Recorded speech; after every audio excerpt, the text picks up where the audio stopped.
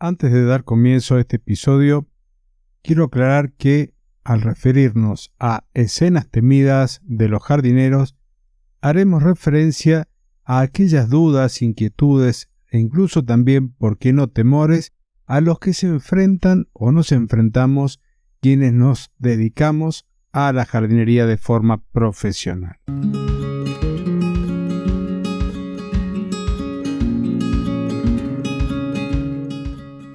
Dos continentes, dos hemisferios, dos profesionales unidos por una misma pasión, la jardinería. Bienvenidos al podcast de Jardinería y Paisajismo. Yo soy Claudio de claudiodorato.com. Y yo soy Fernando desde España de personalgardenshopper.es. Y te damos la bienvenida a un nuevo episodio de este podcast en el cual compartimos muchas cosas. ¿Y qué compartimos, Fernando? Bueno, pues es el espacio, el podcast, es el programa en donde pues puedes encontrar conceptos, puedes encontrar técnicas, puedes encontrar estrategias y también, ¿por qué no?, noticias del mundo verde, del mundo de las plantas. ¿Y para qué? Pues para que podamos tener todos un jardín más lindo cada día. Y como te lo había anticipado en el episodio anterior, hoy va a ser un episodio un poco diferente porque vamos a hablar de las escenas temidas de los jardineros.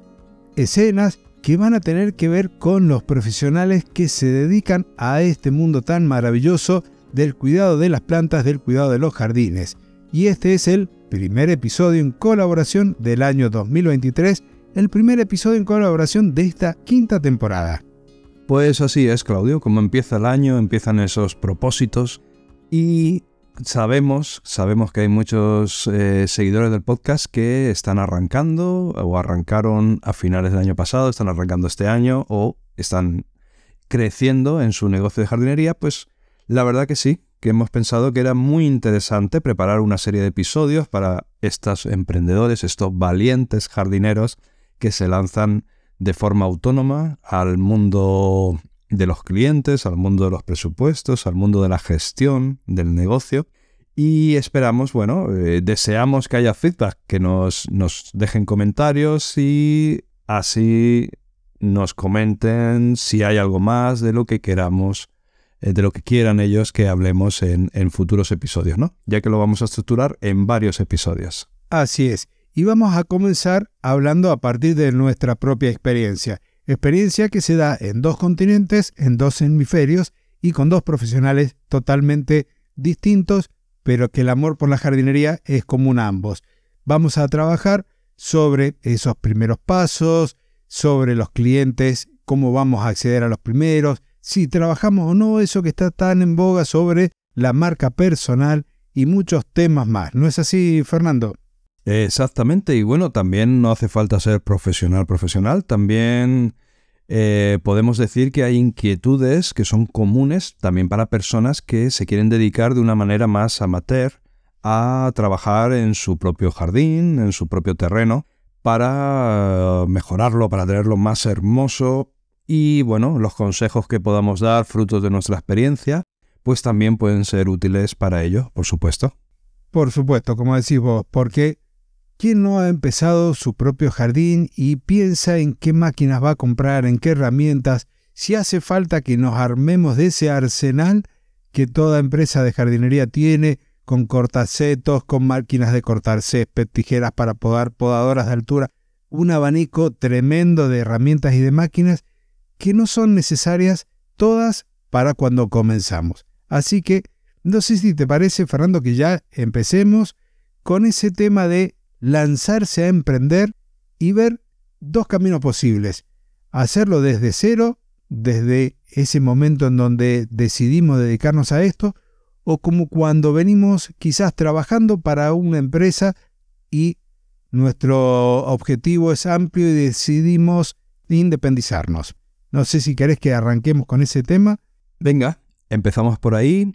La verdad que tenemos una serie de puntos en la escaleta que deberíamos tratar en este primer episodio y es un buen comienzo. No sé, yo creo que a lo mejor de una forma, podemos decir que de una forma natural, el camino que a mí me parece. Bueno, recordemos que yo estoy en España, yo tengo una visión desde lo que ocurre aquí en mi país, que esta es la gracia de este episodio compartido del podcast, que podemos comentar lo que es más habitual en España y lo que es más habitual en Argentina, que es tu país, Claudio.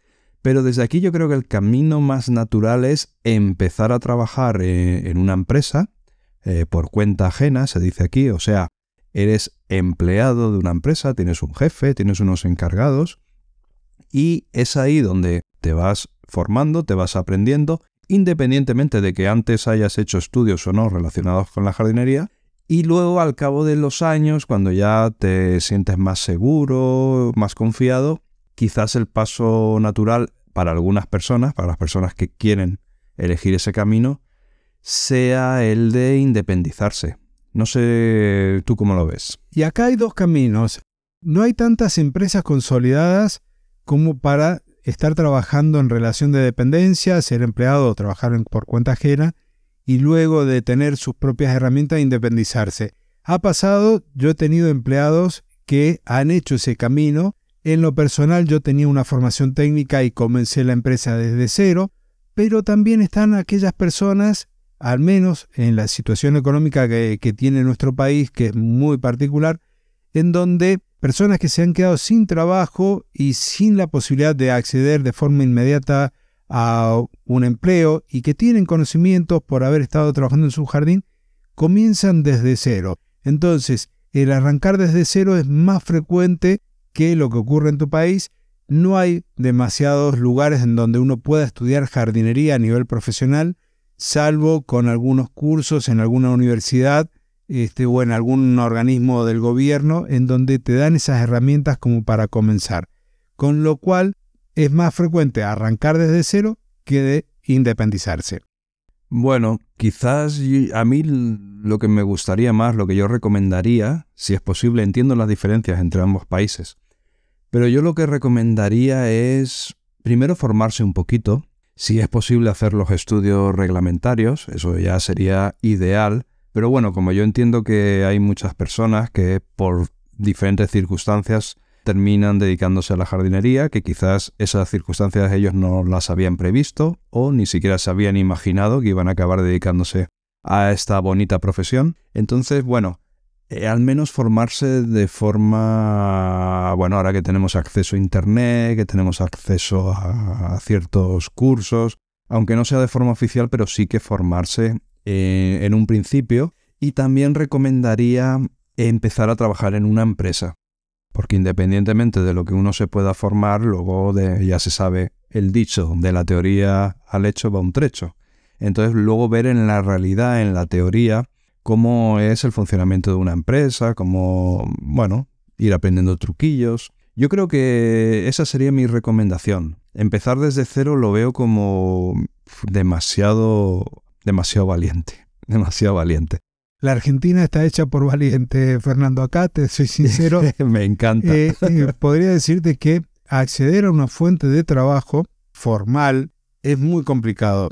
Desde el punto de vista del empleador, poder tomar nuevas personas para el trabajo conlleva muchos riesgos, conlleva muchos gastos en la parte impositiva, lo cual hace difícil muchas veces tomar nuevas personas. Y eso nos lleva a trabajar más horas para tratar de reducir costos que se derivan de la parte impositiva. Entonces, a la falta de oferta laboral, el arrancar de cero es mucho más factible para las personas, al menos en nuestro país. Para lo cual, hago exactamente la misma recomendación que haces vos. Es posible que no se encuentre trabajo que nos apasione la jardinería, pero la jardinería va mucho más allá de ir y cortar el césped, de sacar las flores viejas a una planta. De hecho, vamos a hablar luego en un episodio específico sobre jardineros versus cortadores de césped. Y entonces, ¿cómo hacía yo? Yo tenía una formación académica. En mi caso, la Facultad de Agronomía me había dado muchísimas herramientas, más la propia experiencia, pero además compraba revistas, porque en mi época o cuando yo inicié, esto del internet no era algo de todos los días. El hecho de poder acceder a cursos gratuitos, de poder acceder a cursos de formación a lo mejor en un canal como es YouTube, no era algo común, no existía el internet tal cual lo conocemos hoy. Entonces, ¿a dónde iba? La fuente de información mía eran revistas, por un lado relacionadas a las plantas, revistas o libros relacionados también al cultivo, a la multiplicación de plantas y otras relacionadas a las empresas, a las pymes.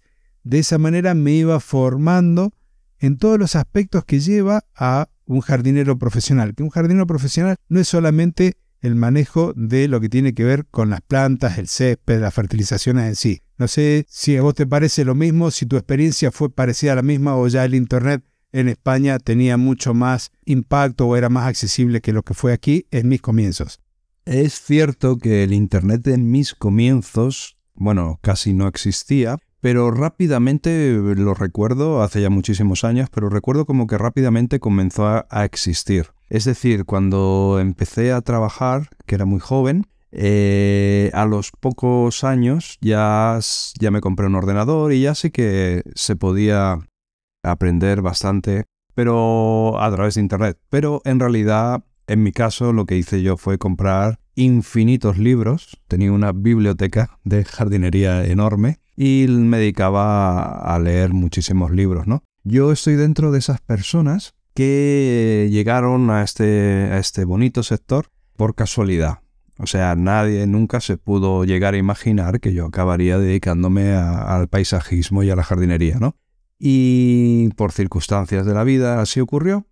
Y soy de esas personas también que he sido muy, muy, muy autodidacta, aunque luego me he sometido a formaciones oficiales, pero en un inicio he sido muy autodidacta y con la ventaja que hay hoy en día de Internet, yo creo que solo hay que querer y dedicarle horas para aprender. O sea, no es tan importante el título oficial, que por supuesto en muchos casos sí, pero en esta profesión es realmente importante tener los conocimientos de verdad.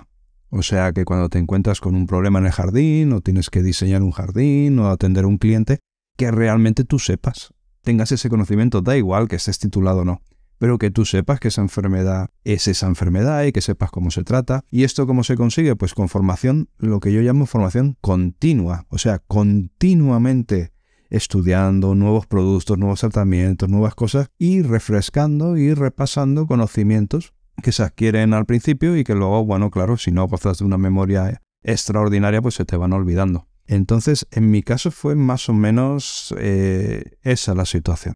Creo que es fundamental lo que estás comentando.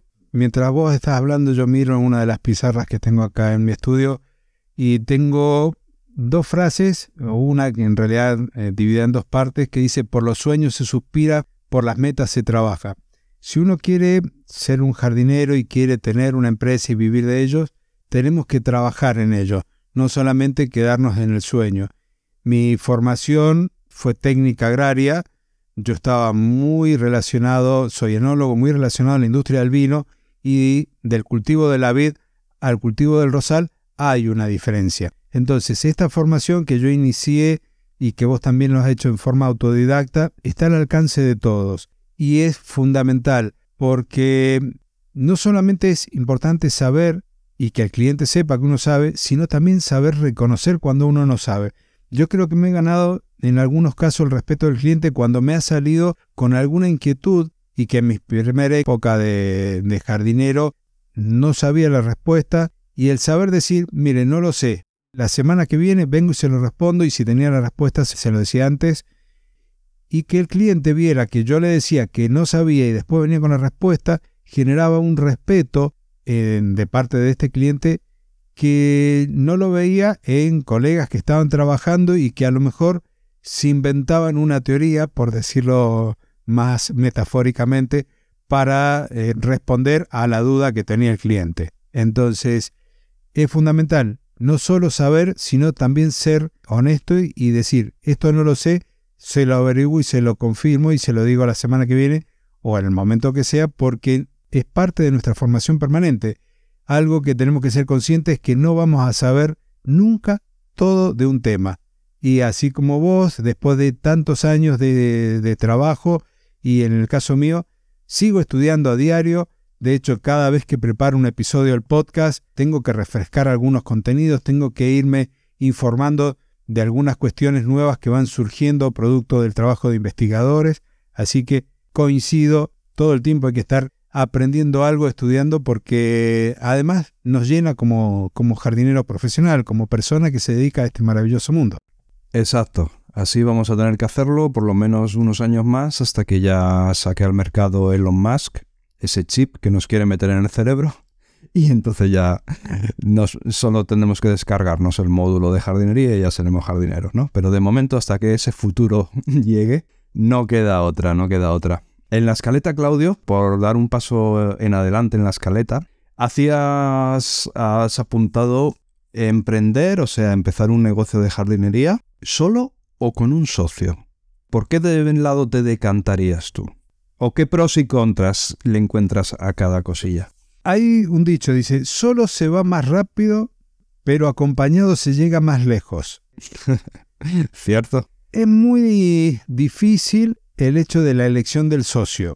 ¿Por qué? Porque son dos personas que toman las decisiones. Socio puede ser uno, puede ser más de uno. En el caso mío empecé solo, sumé un socio, después volví en algunas cuestiones a seguir solo. Entonces, el hecho de tener un socio tiene un plus porque es otra mirada. Uno se termina muchas veces enamorando de un proyecto, de una visión, y cuando no tiene la otra cara de la moneda, es como que termina sesgado al momento de ir avanzando. Pero también me he encontrado cuando hay cuestiones que pensamos muy diferentes, en donde el hecho de tener un socio es como que le resta agilidad a la toma de decisiones. Por eso me parece que es importantísimo tener un socio y que la comprensión o que los dos más o menos, 2, 3 o lo que sean, tengan una visión clara de a dónde quieren llegar con el proyecto, de cómo quieren trabajar, porque nos pasó, hablo por experiencia personal, de querer llegar a ser emprendedores, a terminarse de ser autoempleados, y este término de autoempleados significa que éramos como los hombres orquesta, terminábamos haciendo muchas cosas y no sabiendo delegar. Entonces, el hecho de tener un socio es como que también tenés esa voz que te dice, mira, acordate que íbamos a hacer aquello. Me parece importante un socio, aunque es fundamental la elección. No sé si vos tenés una experiencia más o menos similar o muy distinta a la que tuve yo. Yo quiero compartir una experiencia con la intención de que pueda resultar de ayuda al oyente, al querido oyente que nos está escuchando. Entonces, a ver si soy capaz de explicarlo. Después de 25 años de profesión, más o menos, o 26, y unos 20 o 21 años como gerente de mi propia empresa, te diría que mejor solo.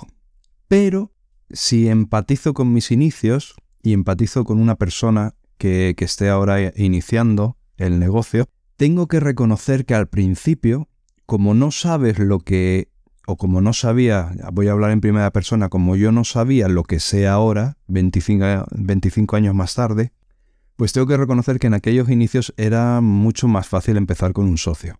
Por supuesto, como tú comentas, elegirlo bien y esas cosas, ¿no? Pero era mucho más amigable porque, bueno, había muchos retos a los que hacer frente al principio, y el poder comentarlo con un socio, el poder repartir el trabajo con un socio, pues la verdad que era mucho más motivador. Sin embargo, claro, con lo que sé ahora, pues hubiese ido mucho más rápido, mucho más enfocado en lo que yo quería si hubiese empezado desde el principio solo. De hecho, a mí lo que me ocurrió es que empecé el negocio con varios socios, luego el negocio quedó solo con 2 socios, o sea, yo y otro, con 2 jefes, por decirlo de alguna manera, 2 gerentes. Y a mí lo que me pasó que al cabo de unos 5 años ya me quedé solo. Y por eso vi la diferencia. En cuanto me quedé solo, pues ya todo es mucho más fácil. Las decisiones las tomas tú solo, no tienes que convencer a tus socios si has de comprar una maquinaria o si quieres hacer un proyecto o quieres decir que no a un proyecto.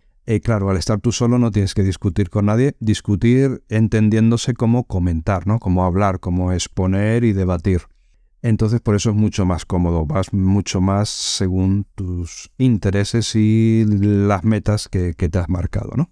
No sé si me he sido capaz de explicarme bien. Yo creo que sí, y es un poco lo que he experimentado yo, el hecho de iniciar proyectos también en soledad, con la experiencia acumulada, como marcás bien vos, te permite focalizarte en lo que querés hacer. Yo recuerdo momentos en donde había que debatir si se hacía una inversión o no en una máquina, en una herramienta en particular, porque teníamos visiones diametralmente opuestas de un punto en particular. Entonces, eso es parte del aprendizaje. Entonces, cuando uno inicia, si arranca solo, si arranca con un socio, va a depender de con quién arranque, porque posiblemente no tengamos tampoco todas las herramientas a nivel conceptual, todos los conocimientos que necesitamos como para dar esos primeros pasos, y un socio que ya haya recorrido algunos kilómetros antes que nosotros, nos va a venir bien para poder decidir a qué sector dentro de la jardinería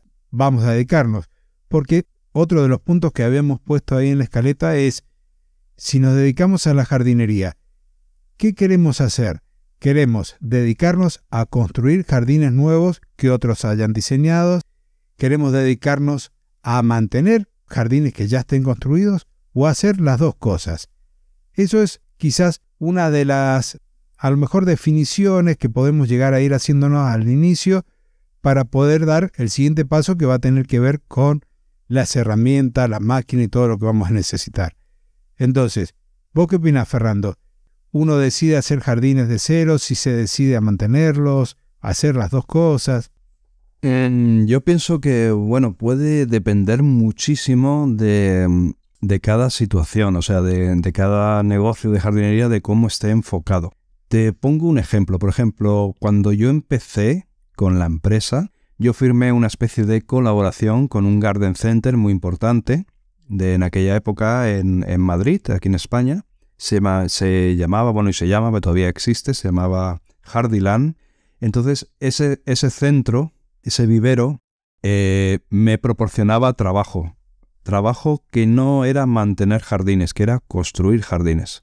Entonces yo tenía ahí una gran cantidad de trabajo, me mantenía a mí y a mis empleados y a mis socios, nos mantenía a todos muy ocupados, y en ningún momento se nos ocurría pensar que necesitábamos un departamento de mantenimiento de jardines. De hecho, cuando terminábamos de construir un jardín, pues lo que es el mantenimiento se lo dábamos a una empresa amiga y ya está, porque teníamos otro jardín que empezar, o otro proyecto, o otra reforma.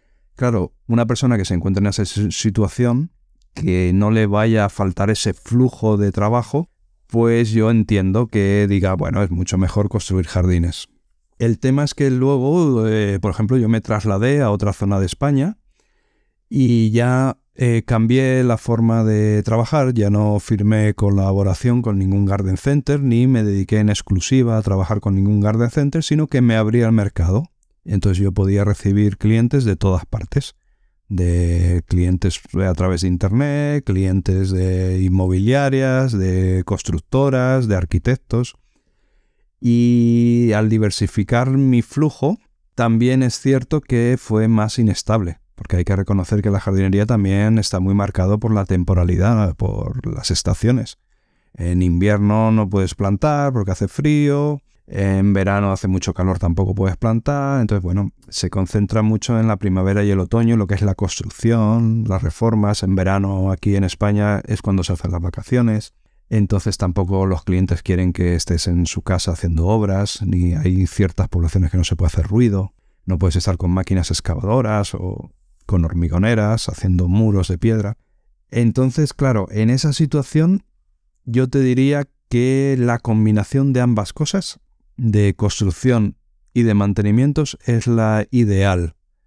Porque con los mantenimientos consigues tener una plantilla de trabajadores, o sea, tener lo que yo llamo trabajo seguro, levantarte un lunes por la mañana y decir, de momento tengo trabajo.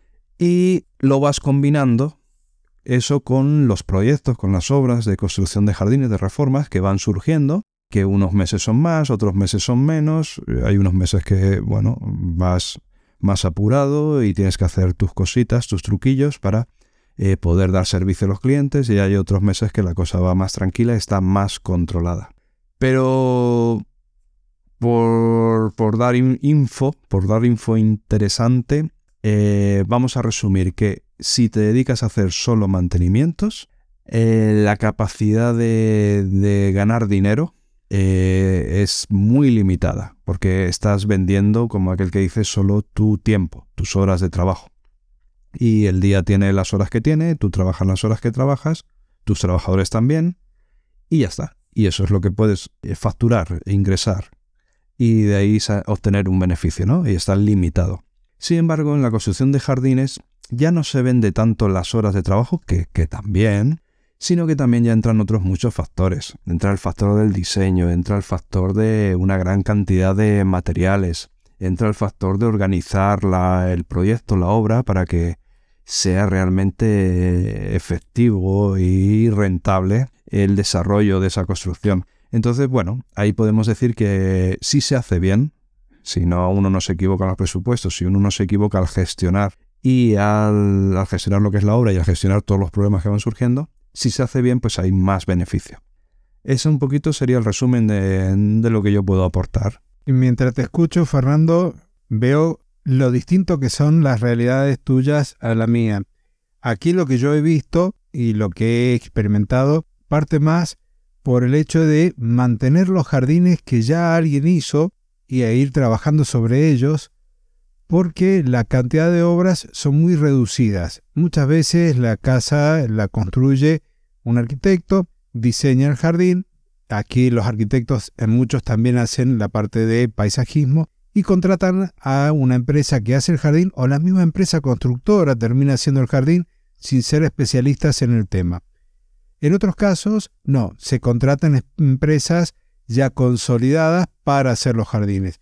Entonces, cuando estamos iniciando, es como muy poco frecuente hacer un jardín. Entonces, comienza habitualmente por el mantenimiento. Y de ahí que uno va aprendiendo, va manejando más las herramientas, va teniendo una red de contactos, que es algo que también vamos a hablar más adelante. Un vivero, como le llamamos nosotros acá, te derive un jardín para que vos lo hagas, para que lo diseñes y lo hagas, ya tenés que tener cierta trayectoria, ya te tienen que conocer. Entonces, si bien lo ideal y en lo que yo también apuesto es tener esas dos líneas de trabajo, esas dos fuentes de ingresos, el hacer jardines y el mantenerlos, por ahí a veces las realidades de cada lugar pueden llegar a ser que sean un poco difícil.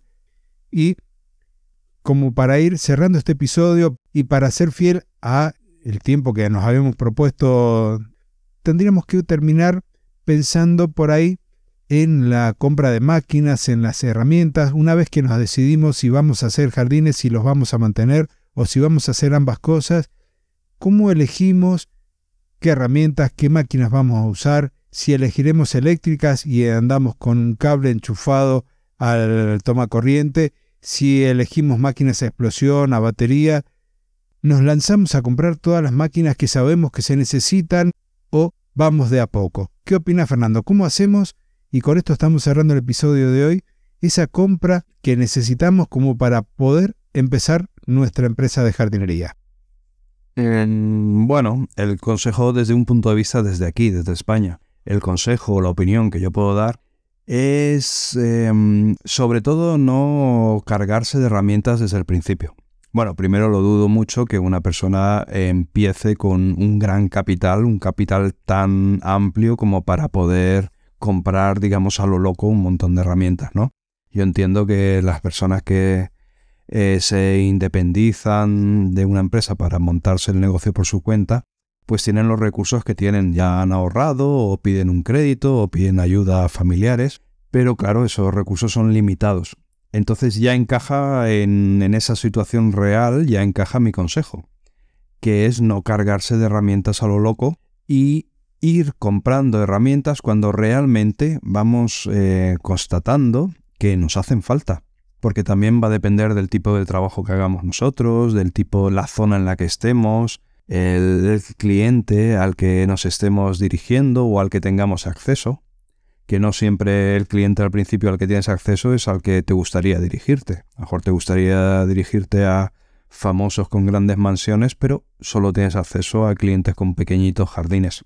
Entonces, ir poquito a poco es mi consejo. Por supuesto, hay unas herramientas básicas que hay que tener, ¿no? Si quieres hacer un mantenimiento y has de cortar el césped, necesitas una segadora y no hay dudas. Pero bueno, puedes empezar por un modelo más sencillo y luego ir viendo si realmente vas consiguiendo clientes con grandes extensiones de césped, pues ya vas a ver la necesidad de comprar una máquina más potente, más profesional o incluso un tractor. Pero si te mantienes con clientes pequeños, pues con una máquina pequeña que pese poco, que así sea más fácil acceder a estos jardines más pequeños, que a veces hay que subir escaleras, bajar, atravesar muros o cosas, pues bueno, una máquina menos pesada igual te resulta más útil. Y así con todo, por ejemplo, si vas a sembrar un césped, no compres ya el primer día, por ejemplo, el motocultor. Intenta averiguar si en la zona que trabajas hay sitios donde puedas alquilar esta herramienta, que es un poco más cara, y hasta que tú no confirmes que es que estás continuamente sembrando césped y entonces ya digas, bueno, ahora yo creo que ya que sí que me sale rentable comprar mi propia máquina en lugar de estar alquilando todo el rato la máquina, ¿no? Entonces ese sería el momento, por ejemplo, de comprar el motocultor, que es el ejemplo que yo he puesto.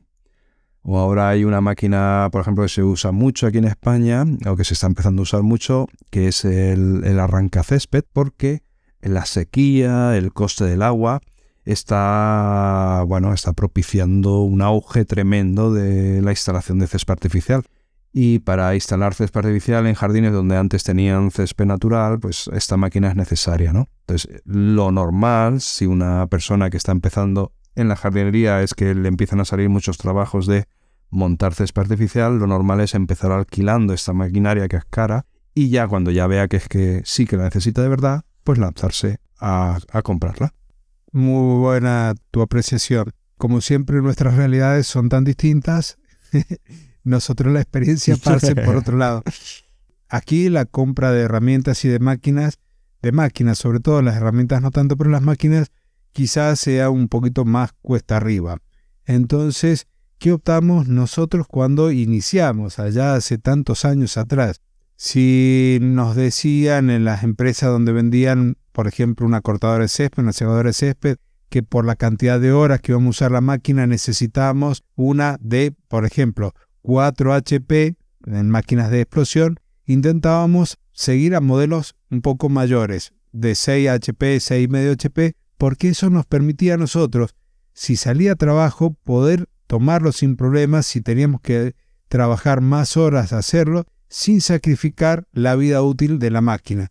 Porque la diferencia no era tan grande, pero a nosotros invertir de cero de una cortadora y pasar a la siguiente en cuanto a tamaño, o de una línea semiprofesional a una profesional, se hacía muy cuesta arriba, muy complicado. Entonces, en la medida que podíamos y que sabíamos que la íbamos a seguir usando, tratábamos de invertir en una máquina de una línea profesional. Y con respecto al motocultor o motocultivador, como le decimos nosotros, pasaron varios años hasta que adquirimos el nuestro, porque, como decís vos, no se justificaba hacer tremenda inversión por el hecho de la cantidad de jardines que hacíamos. Cuando la evolución de la empresa, el tamaño de la empresa y el tipo de clientes que teníamos lo ameritó, fuimos y compramos nuestro primer motocultivador. Todavía no hemos llegado a la etapa donde tenemos que arrancar césped, pero creo que es cuestión de tiempo porque el agua está faltando también para el riego. Y con esto después uno tiene opciones y reglamentaciones que respetar. Hay lugares en donde las máquinas de explosión tienen una vida útil acotada por las reglamentaciones, porque a partir de determinado año a lo mejor solamente se van a poder utilizar eléctricas, o incluso nosotros podemos utilizar máquinas a batería por el tipo de clientes. Si nos dedicamos a brindar servicios a hospitales, a sanatorios, a asilos, en donde el nivel de ruido que podemos hacer es muy bajo, entonces eso va a condicionar también las máquinas. Yo creo que más o menos hemos dado un primer pantallazo hablando de nuestra experiencia y creo que ha sido muy distinto a todos los otros que hemos venido desarrollando a lo largo de todos estos años. Ha sido más un diálogo. Espero que a la audiencia le haya gustado y, como dijiste al principio, es importantísimo el feedback, que ustedes nos comenten si les interesa este tipo de temáticas, si les interesa, si les gusta cómo nos estamos tratando, porque la idea es empezar a trabajar algunos otros aspectos relacionados al emprendimiento, del cual para mi persona hubiese sido fantástico contar con consejos de alguien que ya recorrió el camino. Entonces, Fernando, si querés aportar algo más, así ya vamos haciendo el cierre del episodio. Bueno, no, como habías comentado antes que decías, ¿qué piensas? ¿Máquinas eléctricas, máquinas de explosión, máquinas de batería? Pues solo comentar que, por ejemplo, en el caso de los sopladores, ahí sí que recomiendo que sean de batería por el tema del ruido, ya que dentro de la maquinaria que se utiliza para mantener un jardín, el soplador es el que hace un ruido más molesto para no solo los propietarios, sino los vecinos. Entonces, en este caso sí que creo que desde un primer momento se debería apostar por esta maquinaria, que es bastante más cara, más que nada por el precio de la batería. Pero el resto de herramientas se pueden utilizar de gasolina perfectamente de momento. Lo ideal sería que todo fuera eléctrico, por supuesto, pero no eléctrico con cables, sino eléctrico con batería. Pero como son tan caras estas herramientas, estas baterías, pues bueno, por lo menos darle importancia al soplador. Si hay una persona que no puede comprar todo de batería, pues el consejo es céntrate en los sopladores y el resto sigue trabajando con gasolina hasta que puedas ir mejorando el impacto sonoro de todo tu arsenal de herramientas, ¿no? Y por otro lado, insistir una vez más en el feedback, ya que nos hemos decidido a empezar este año con este episodio, como tú dices, diferente, hablando un poquito más de nuestra experiencia y tal, pues si recibimos alguna consulta sobre lo que hemos hablado, si nos piden que profundicemos algo más o que contemos un poquito más desde nuestra experiencia algunos de los puntos que ya hemos hablado en este episodio, pues también podríamos hacerlo, independientemente de los episodios que van a venir a continuación donde vamos a tratar otros temas, ¿no? Pero si hay algo que no ha quedado muy claro, algo en lo que hemos pasado demasiado superficialmente, pues claro, para nosotros, para Claudio, para mí, va a ser un placer profundizar más, dar más detalles. Para eso, Claudio, creo que has habilitado una página en la cual se pueden dejar preguntas en audio. Y esas preguntas inclusive podríamos introducirlas en el episodio en el caso de que se produzca alguna o de que no, o de que haya alguna en audio o que no lleguen todas por texto. Entonces quizás podrías dejar esa página en las notas del programa. Así lo voy a hacer, ya lo he habilitado para algún episodio anterior. Voy a dejarlo en enlace en la nota del episodio, así de esa forma si hay alguna consulta puntual y demás, nos puedan dejar ese mensaje de voz como si nos los mandaran por WhatsApp, pero a través del internet. No hace falta tener nada especial instalado en el teléfono ni en el computador para que lo puedan hacer, porque va a ser valiosísimo, porque vamos a estar hablando directamente sobre las inquietudes puntuales de nuestros oyentes. Y bien, hemos llegado entonces, Fernando, al final del episodio. Nos queda solamente la despedida. Muy bien, pues nada, para no alargarlo más, sinceramente y con gran efusividad, un fuerte abrazo para todos. Nos escuchamos en el próximo episodio en colaboración. A Claudio le vais a escuchar la semana que viene con los episodios que hace él solo, o no sé si tiene alguna entrevista ahí a punto de salir. Así que los mejores deseos para este 2023, abrazo fortísimo y a disfrutar del jardín lo máximo posible. Bueno, me voy a quedar atento a los mensajes de voz que nos van a estar llegando, a los mensajes por correo electrónico, porque también podrías enviármelo a través de textos a contacto@claudiodorato.com y de esa forma respondemos a esas inquietudes. Por lo pronto, te agradezco enormemente el tiempo que has dedicado en escucharnos, en que compartas este episodio, en que lo comentes y además que puedas seguir aprendiendo, viendo el contenido que tiene Fernando en su canal de YouTube de Personal Garden Shopper. También podés recurrir, si necesitas algún elemento, algún producto para tu jardín, a su página web de personalgardenshopper.es, y todo lo que corresponde a lo que pueda yo ayudarte tenés claudiodorato.com para contactar directamente conmigo, suscribirte al boletín. También este proyecto del que estoy formando parte, que estoy muy pero muy contento, el de Jardines Inclusivos, jardinesinclusivos.ar, por si necesitas aclarar alguna duda sobre cómo hacer que el jardín pueda ser aprovechado por todas las personas más allá de su diversidad funcional. Así es que con esto llegamos al final. Fernando, una última palabra de despedida, algún consejo, alguna recomendación. Por supuesto, ser muy feliz. Ese es el mejor consejo. Cerramos el episodio como lo hacemos de forma habitual. 2 continentes, 2 hemisferios, 2 profesionales unidos por una misma pasión, la jardinería. Muchísimas gracias. Adiós.